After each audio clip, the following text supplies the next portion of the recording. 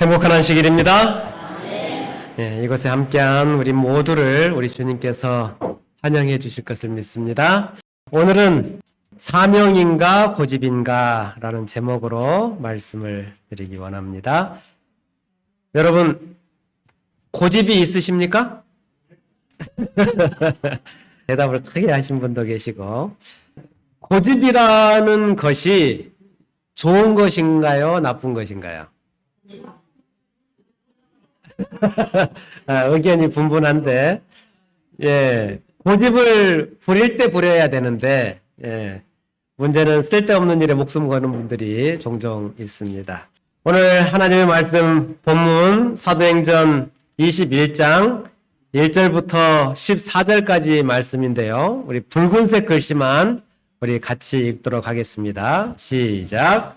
제자들을 찾아 거기서 이래를 머물더니 그 제자들이 성령의 감동으로 바울더러 예루살렘에 들어가지 말라 하더라. 이 여러 날을 지낸 후 우리가 떠나갈새 그들이 다 그 처자와 함께 성문 밖에 전송하거늘 여러 날 머물러 있더니 아가보라 하는 한 선지자가 유대로부터 내려와 우리에게 와서 바울을 띠를 가져다가 자기 수족을 잡아 매고 말하기를 성령이 말씀하시되 예루살렘에서 유대인들이 이같이 이 띠 임자를 결박하여 이방인의 손에 넘겨주리라 하거늘 우리가 그 말을 듣고 그곳 사람들과 더불어 바울에게 예루살렘으로 올라가지 말라 권하니 바울이 대답하여 여러분이 어찌하여 울어 내 마음을 상하게 하느냐 나는 주 예수의 이름을 위하여 결박당할 뿐 아니라 예루살렘에서 죽을 것도 각오하였노라 하니 그가 권고함을 받지 아니하므로 우리가 주 뜻대로 이루어지이다 하고 그쳤노라. 아멘. 사랑하는 성도 여러분, 오늘 하나님께서 우리에게 주신 말씀은 우리가 사명인지 고집인지 우리가 좀 분간해 보자라는 말씀입니다. 우리가 살면서 고집이 세다 이런 말씀 혹시 들어보신 적 있으신가요? 네. 이게 좋은 말입니까? 나쁜 말입니까? 고집이 세다. 이게 상황에 따라서 다를 수 있죠. 상황에 따라서. 하지만 이 고집이라고 하는 말 자체는 좀 부정적인 이미지가 있는 것이 사실입니다. 어떤 사람은 자기 자존심 때문에 고집을 부리고 또 어떤 사람은 자기 욕심 때문에 고집을 부립니다. 그런데 오늘 본문에 나오는 바울의 고집은 어떤 고집인가요? 바울은 고집이 셀 것 같습니까? 약할 것 같습니까? 셀 것 같아요. 오늘 본문에 보면 바울이 예루살렘으로 올라가려고 해요. 그런데 가는 곳마다 사람들이 말리는 거예요. 두로에 갔을 때에도 말리고 가이사라에 갔을 때에도 사람들이 말리는 것입니다. 심지어 눈물을 흘리면서 말리는 거예요. 선지자도 말리고 제자들도 말리고 사랑하는 신앙의 동지들도 다 한결같이 말리는 거예요. 그런데 바울은 물러서지 않습니다. 고집이 보통이 아닌 것처럼 보여요. 왜 바울은 그렇게까지 예루살렘으로 가려 했을까요?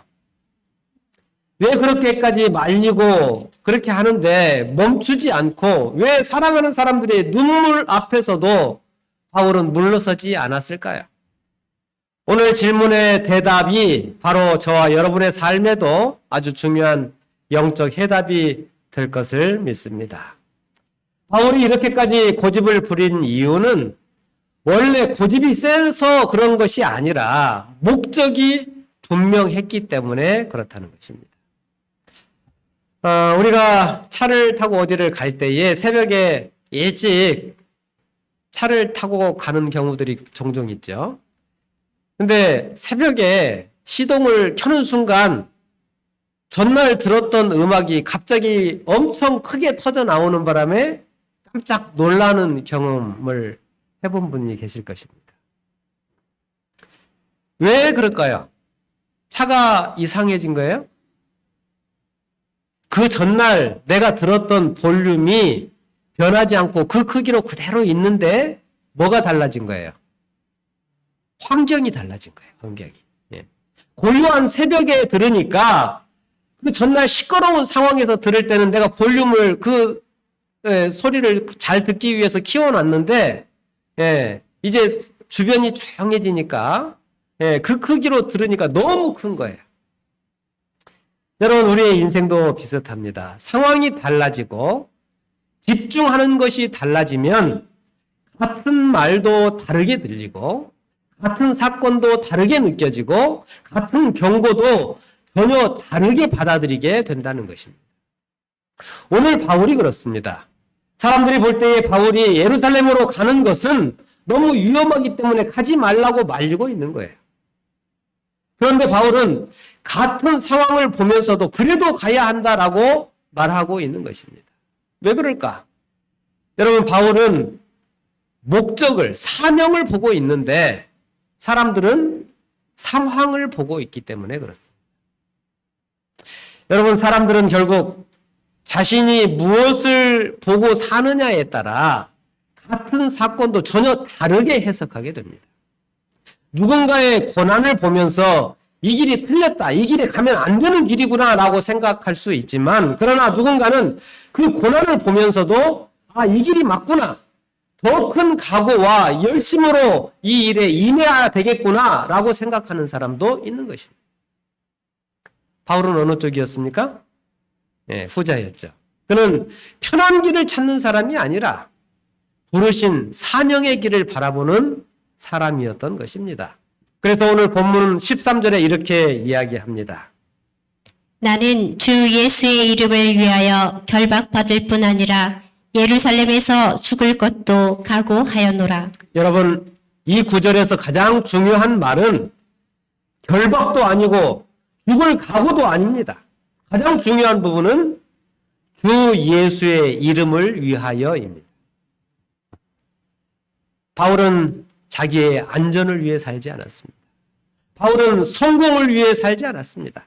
바울은 체면을 위해 살지 않았습니다. 그리고 오직 주 예수의 이름, 그분께서 주시는 사명, 그분이 주신 목적을 위해 살았던 사람인 것입니다.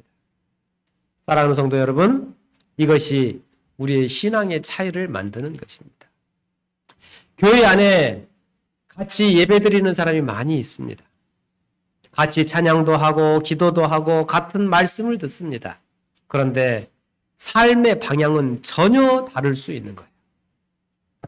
어떤 사람은 예수님을 믿는다고 하면서 삶에 깊이 들어가 보면 자기 자신만을 위해 사는 사람이 있는가 하면, 어떤 사람은 말로만이 아니라 그의 삶 전체를 온전히 예수님을 향하여 있는 사람들이 있는 것입니다. 여러분은 어느 쪽에 속한 사람입니까? 그러므로 중요한 것은 방향입니다. 내가 무엇을 하느냐가 아니라 내가 어디를 향하고 있느냐, 내가 누구를 향하고 있느냐가 훨씬 중요하다는 것입니다. 우리가 믿는다고 하는데 문제가 발생하면 그 문제를 가지고 실제로 예수님 앞에 나아가서 그 문제를 전적으로 예수님께 맡기고 예수님을 의지하는 그러한 사람이 있는가 하면, 어떤 사람은 삶은 삶이고 믿음은 믿음이지, 현실적인 해답은 현실에서 찾아야지라고 생각하는 사람이 있는 것입니다.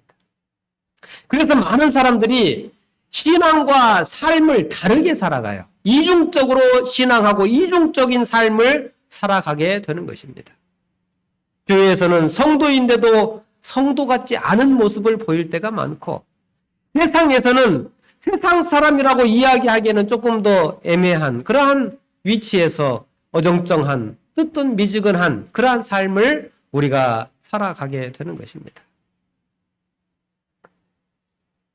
여러분, 기도하시죠?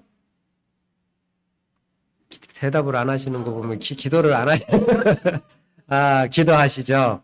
예. 기도를 드릴 때 우리는 어떤 기도 제목으로 기도를 하십니까? 나의 문제, 나의 자녀, 나의 건강, 나의 형편만이 나의 기도 제목이 되고 있습니까? 아니면 주님의 나라와 그분의 의를 먼저 구하는 기도가 나의 기도가 되고 있습니까? 예수님께서는 말씀하십니다. 마태복음 6장 33절 제가 읽습니다. 그런즉 너희는 먼저 그의 나라와 그의 의를 뭐하라? 구하라, 기도하라 라고 말씀하십니다. 여기에서 중요한 단어는 먼저라는 단어입니다. 주님은 우리의 필요를 무시하신 적이 없으십니다. 그런데 주님은 너희가 구할 것은 너희의 필요보다 먼저 하나님의 나라와 하나님의 의를 구하라고 하시는 것입니다. 주님은 왜 그렇게 말씀하실까요? 왜냐하면 그 다음 성경절을 보시면 알 수 있습니다. 그리하면 그 모든 것을 너희에게 어떻게 하시겠다? 더하여 주시겠다라는 것입니다. 여러분, 하나님께서는 우리더러 우리의 문제를 모른 척하고 그냥 무시하고 살라고 하지 않으셔요. 하지만 너희 문제는 내가 알고 있으니 너희는 먼저 하나님의 나라를 구하라고 말씀하십니다. 그러면 그리하면 내가 너를 책임지겠다라고 말씀하고 계시는 것입니다. 이 말씀의 핵심은 내가 예수님을 이용해서 내 목적을 이루려 살지 말고 내 인생을 예수님의 목적을 위해 쓰임 받도록 드리라고 말씀하고 계시는 것입니다. 바울은 어느 쪽 같습니까? 후자이죠. 그분의 뜻을 이루는 인생. 바울은 그것을 선택했던 것이죠. 여러분, 오늘 본문 말씀을 보시면 사람들이 바울을 말린 것이 그냥 인간적인 걱정으로만 바울을 말린 것이 아니에요. 사도행전 21장 4절 함께 읽겠습니다. 시작. 제자들을 찾아 거기서 이래를 머물더니 그 제자들이 성령의 감동으로 바울처럼 예루살렘에 들어가지 말라 하더라. 이 구절에서 우리가 이해하기 좀 어려운 부분이 있죠. 좀 보이십니까? 왜냐하면 앞에서 바울도 20장 22절에 보라, 이제 나는 성령에 매여 예루살렘에 가는데 라고 이야기했죠. 근데 바울은 성령에 매여 예루살렘에 간다고 이야기하는데, 그런데 지금 제자들은 어떻게 하고 있어요? 성령의 감동으로 바울을 말리고 있는 거예요. 그러면 성령께서는 한쪽에서는 가지 못하게 해라 라고 이야기하고 한쪽에서는 넌 가라 라고 이야기하셨을까요? 성령이 두 분이에요? 한 분이죠. 그렇다면 이 부분을 우리는 어떻게 이해해야 하겠습니까? 성령께서는 다가올 위험을 보여주신 것입니다. 결박이 있을 것이다. 환난이 있을 것이다. 고통이 있을 것이다. 이것을 알려주신 것입니다. 그런데 그 동일한 메시지를 들은 사람이 서로 다른 반응을 보인 것입니다. 한쪽은 그러니 가지 마십시오라고 반응했는데 바울은 그러니 더 기도하고 준비하며 가야겠구나라고 반응을 한 것입니다. 같은 경고가 왔음에도 불구하고 다른 반응이 나타난 것입니다. 왜 반응이 달랐을까요? 그것은 방향이 달랐기 때문에 그렇습니다. 방향이 나를 향하게 되면, 나에게 집중이 되면 경고를 포기하는 이유가 됩니다. 그러나 방향이 하나님께 향하여 있으면 경고는 헌신의 이유가 되고 우리 기도의 제목이 되는 것입니다. 여러분, 이것이 참으로 중요한 부분입니다. 우리의 인생에서 하나님의 경고를 들을 때가 있습니다. 그 길은 쉽지 않을 것이다. 그 순종에는 손해가 따를 것이다. 그 결정에는 눈물이 있을 것이다. 그 끝에는 오해와 고난이 있을 것이다. 그때 우리는 어떤 반응을 보여야 되겠습니까? 가지 말라는 뜻이구나. 그런데 완전히 다른 반응을 보이는 사람이 있다는 것입니다. 가지 말아야겠다라고 반응하는 것이 아니라 기도해야겠구나, 정신을 바짝 차리고 준비해야겠구나라고 반응하는 사람이 있다는 거예요. 여러분, 믿음은 위험이 없어지는 것이 아니에요. 믿음은 위험 속에서도 하나님의 뜻을 놓지 않는 것이 믿음입니다. 바울은 고난을 인지하지 못해서 몰라서 간 것이 아닙니다. 고난이 없을 줄 알고 간 것이 아니에요. 그 앞을 살펴보면 바울이 사도행전 21장 13절에 이렇게 이야기합니다. 나는 주 예수의 이름을 위하여 결박받을 뿐 아니라 예루살렘에서 죽을 것도 각오하였노라 하니. 오히려 결박도 알았고 눈물도 알았고 죽을 가능성까지도 알고 있었다는 거예요. 그런데도 가겠다고 고집을 하고 있는 거예요. 왜? 왜 그렇게까지 합니까? 주 예수의 이름이 그의 삶의 목적이고 그의 삶의 방향이었기 때문에 그런 것입니다. 본문을 보시면 또 하나의 인상적인 장면이 나옵니다. 가이사랴에서는 아가보 선지자가 등장을 하는데 그는 바울의 띠를 가져다가 자기의 손발을 묶으면서 말을 합니다. 사도행전 21장 11절에 있는 말씀입니다. 성령이 말씀하시되 예루살렘에서 유대인들이 이 띠 임자를 이같이 결박하여 이방인의 손에 넘겨주리라 하거늘. 참 생생한 장면이죠. 그죠? 말로만 하는 게 아니라 몸으로 보여주는 거예요. 일종의 이 예언적인 퍼포먼스처럼 바울 앞에서 이렇게 눈으로 볼 수 있게 네가 말 안 들으면, 우리 말 안 들으면 이렇게 된다라고 보여주고 있는 거예요. 직관적으로 느끼게 해주는 것이죠. 이쯤 되면 보통 사람들은 어떻게 할까요? 멈춥니다. 알겠습니다. 하나님 지금은 아닌 것 같습니다. 그런데 바울은 멈추지 않아요. 왜일까요? 여러분, 바울은 선지자를 무시해서가 아니고 성령의 경고를 가볍게 여겼기 때문이 아니에요. 그렇지만 바울은 자신의 안위보다도 그 모든 것을 감당하더라도 하나님의 나라와 하나님의 의를 구하는 일이 그에게는 더 크고 더 중요하게 여겨졌기 때문에 그 길을 가려 했던 것입니다. 사랑하는 성도 여러분, 진짜 믿음은 평안하고 안전하고 좋은 소식만을 붙드는 것이 아니에요. 진짜 믿음은 하나님께서 주시는 불편한 말씀까지도 순종하겠다고 결심하고 나아가는 그러한 모습인 것입니다. 이 길은 쉽지 않다. 이 길은 고난이 있다. 이 길은 결박이 있다. 그런데 내가 너와 함께 하겠다. 이 약속이 있다면 그것을 붙들고 나아가는 것. 이것이 믿음이라는 거예요. 믿음은 편한 길을 고르는 능력이 아니라 하나님의 뜻 앞에 끝까지 서 있는 능력인 것입니다. 우리는 바울을 생각하면서 왠지 초인처럼 느껴질 때가 많아요. 우리와는 좀 다른 사람처럼. 넘사벽이라는 말 아신가요? 넘사벽? 제가 이렇게 인터넷에서 찾아보니까 넘지 못할 4차원의 벽처럼 느껴지는 것을 넘사벽이라고 표현했다고 그래요. 네, 바울은 정말 우리보다 너무 강하고 담대하고 흔들림도 없는 그런 사람처럼 보여져요. 그런데 본문에 보시면 사도행전 21장 13절 앞부분에 이렇게 이야기합니다. 붉은 글씨만 함께 읽겠습니다. 시작. 바울이 대답하되 여러분이 어찌하여 울어 내 마음을 상하게 하느냐라고 말합니다.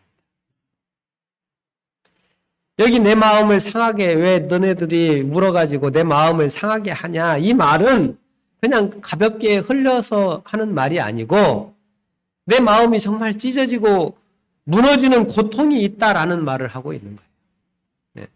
그러니까 바울도 우리같이 똑같은 감정을 느끼는 사람이었다는 거예요. 바울도 힘들었고 그만하고 싶은 유혹이 있었던 거예요. 그냥 여기서 멈출까? 이런 유혹이 왜 바울의 마음속에 없었겠습니까? 바울도 사랑하는 사람들의 눈물이 가슴이 아팠고 바울도 우리처럼 사랑하는 사람들과 즐겁고 따뜻하고 편안하게 지내고 싶은 그러한 유혹이 그의 마음속에 분명히 있었을 거예요. 여러분, 믿는 사람은 감정이 없는 사람이 아닙니다. 눈물이 없는 사람이 아니고 아픔이 없는 사람이 아니에요. 사랑하는 사람 때문에 내 가슴이 아픈 그런 것들이 믿는 사람에게도 있는 거예요. 여러분, 믿는 사람도 아프고 그 아픔을 다 알고 느끼고 두렵고 떨리고 정말 그만두고 싶은 그러한 마음들이 믿는 사람들의 마음속에도 있는 것입니다.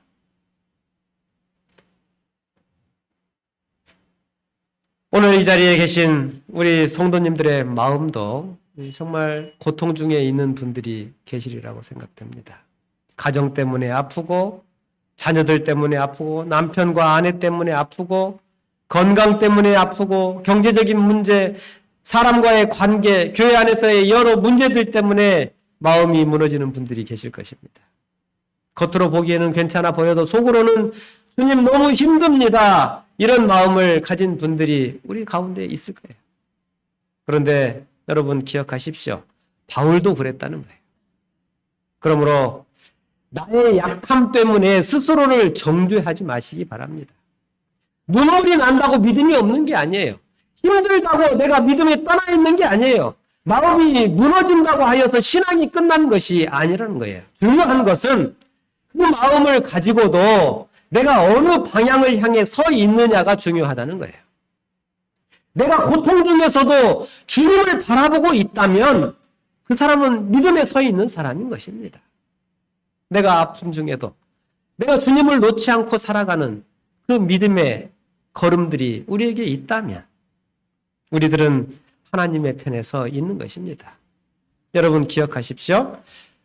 우리가 삶의 목적을, 삶의 방향을 하나님의 나라의 영광에 두고 그분의 의를 드러내기 위하여 살면 하나님께서는 분명히 내 인생에 개입해 주신다는 것입니다.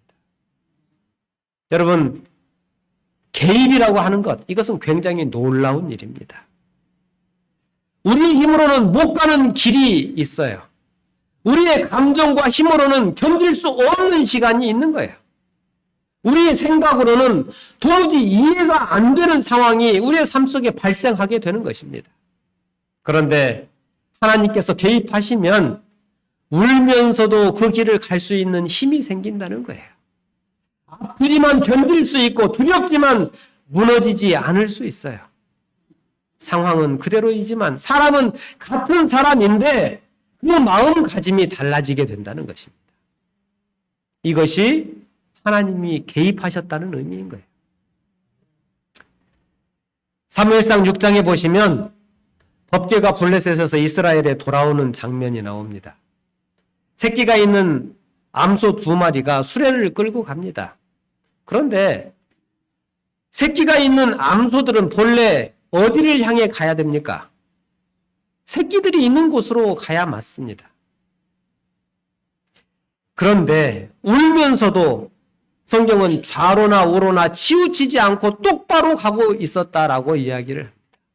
하나님께서 가라 하시는 곳으로 새끼를 가진 소들이 새끼에게로 가지 않고 하나님께서 가라 하시는 그곳으로 가고 있다라고 하는 거예요.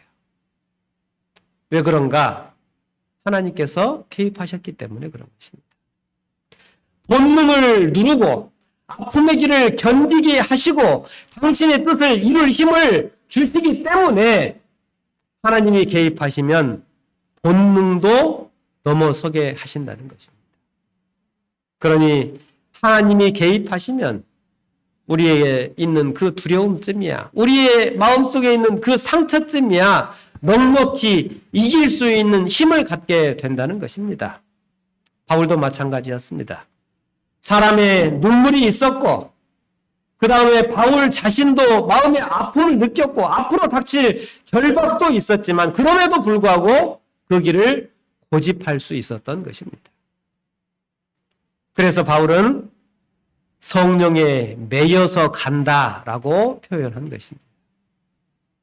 하나님의 개입하심이 있었던 것이죠. 사도행전 20장 22절에 있는 말씀입니다. 보라, 이제 나는 성령에 매여 예루살렘으로 가는데 거기서 무슨 일을 당할지는 알지 못하노라. 보라, 이제 나는 성령에 매여 어디로 간다고요? 예루살렘으로 가는데. 이 말이 얼마나 놀라운 말씀입니까?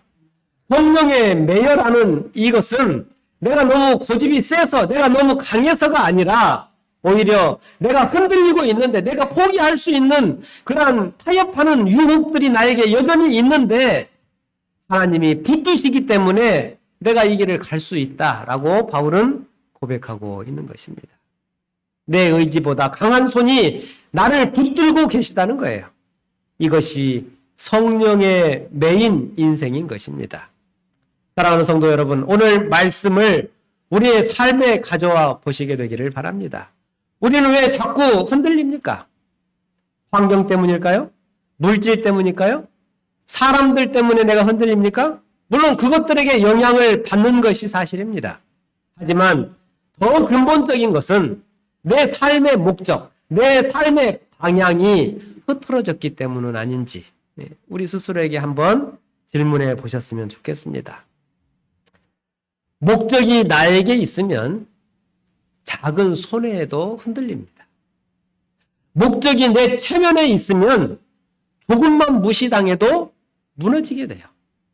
목적이 내 만족에 있으면 불편한 순간 원망하게 되는 것입니다.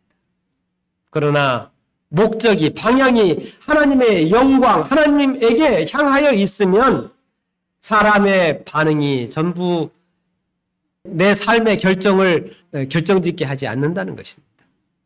손해가 끝이 아니라는 거예요. 고난이 실패가 아니게 된다는 것입니다.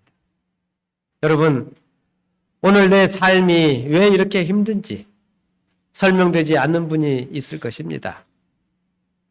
열심히 믿는다고 믿는데 왜 이런 일이 생기는가? 기도했는데 왜 문이 닫히는가? 순종했는데 왜 어려움이 오는가? 마음속에 질문이 자꾸 일어나는 분들이 계실 것입니다. 그때 우리 기억해야 합니다. 어려움이 온다고 하나님의 뜻이 아닌 것은 아니다라는 것입니다. 오히려 하나님의 뜻을 따라갈수록 더 깊은 믿음이 요구되고 더 전적인 순종이 요구되는 순간이 온다는 것입니다. 여러분, 쉬운 길이 옳은 길이 아닙니다. 박수 받는 길이 반드시 하나님의 길은 아닐 수 있는 것입니다. 눈물이 없는 길이 꼭 믿음의 길이 아닐 수 있음을 우리 성도들 기억하시게 되기를 바랍니다. 중요한 것은 그 길 위에 하나님의 뜻이 있느냐를 살펴야 하는 것입니다. 세상은 우리에게 말합니다. 성공을 향해 가라, 높아져라, 인정받아라, 1등 해라. 그런데 복음은 다르게 이야기하죠. 너는 1등을 하려고 부름받은 인생이 아니다. 너는 예수님의 이름을 드러내라고 부름받은 인생이다. 이것이 우리의 삶의 목적이 되어야 하는 것입니다. 우리는 직장에서 일할 때에 예수님의 이름을 위하여 살아야 합니다. 가정에서 남편으로, 아내로, 부모로, 자녀로 살아갈 때에 예수님의 이름을 위하여 살아야 합니다. 병들었을 때에도 예수님의 이름을 위하여 견뎌야 하고, 억울한 일을 만났을 때에도 예수님의 이름을 위하여 반응해야 하고, 작은 자리를 맡게 되었을 때에도 정말 너무나도 마음에 안 든 자리일지라도 예수님의 이름을 위하여 충성을 다하는 그러한 주님의 자녀들이 되시기를 간절히 바랍니다. 우리의 존재 목적은 세상에서 돈 많이 벌고 높은 자리 차지하고 편안하고 힘이 있는 자리를 차지하는 것이 아니라 하나님의 영광을 드러내는 것이라는 사실을 우리 모두가 기억하게 되기를 간절히 바랍니다. 우리 함께 읽겠습니다. 시작. 우리의 존재 목적은 하나님의 영광을 드러내는 것이다. 우리의 존재 목적이 뭐라고요? 하나님의 영광을 드러내는 거예요. 내가 이 세상에 존재하는 목적, 그것은 내가 하나님의 영광을 드러내기 위한 것입니다. 그러므로 오늘 우리가 자신에게 물어야 합니다. 왜 나는 이 일을 하는가? 나는 왜 견디고 있는가? 나는 왜 기도하고 있는가? 나는 왜 예배하고 있는가? 나는 왜 교회에 나오고 있는가? 혹시 내가 원하는 것을 얻기 위해서만 이 자리에 나오고 계시지는 않습니까? 사람은 때로 자기 자신이 너무 초라하게 느껴질 때가 있습니다. 몸이 약해질 때, 경제적으로 어려울 때, 관계가 꼬일 때, 기도해도 답이 없을 때에 사람들은 자기 자신을 너무 작고 하찮아지는 것처럼 느껴질 때가 있어요. 그럴 때가 있습니까? 없습니까? 그럴 때가 있어요. 그런데 하나님께서 이렇게 말씀하십니다. 이사야 41장 14절에 있는 말씀입니다. 버러지 같은 너 야곱아, 너희 이스라엘 사람들아, 두려워하지 말라. 나 여호와가 말하노니 내가 너를 도울 것이라. 사랑하는 성도 여러분, 하나님은 우리의 헌신을 모르지 않습니다. 우리가 얼마나 약한 존재인지 아시고, 얼마나 흔들리기 쉬운 존재인지 아시고, 얼마나 작은 존재인지 우리 하나님께서 아십니다. 그런데 거기서 끝나는 것이 아니에요. 거기서 끝나는 것이 아니고 뭐라고 약속하셔요? 내가 너를 도울 것이다 라고 말씀하셔요. 네가 아무리 약해도 네가 내 편에 서 있으면 너는 세상에 그 어떤 누구보다도 가장 강력한 존재가 될 수 있다라고 말씀하시는 거예요. 우리 뒤에 누가 받쳐주고 계시는 거예요? 하나님께서 받쳐주고 계세요. 제가 인상적으로 봤던 한 그 실험도 아니고 그 한 예로 이렇게 보여준 그런 이야기가 있는데, 종이 한 장을 이렇게 들더니 손가락으로 찔러보라는 거예요.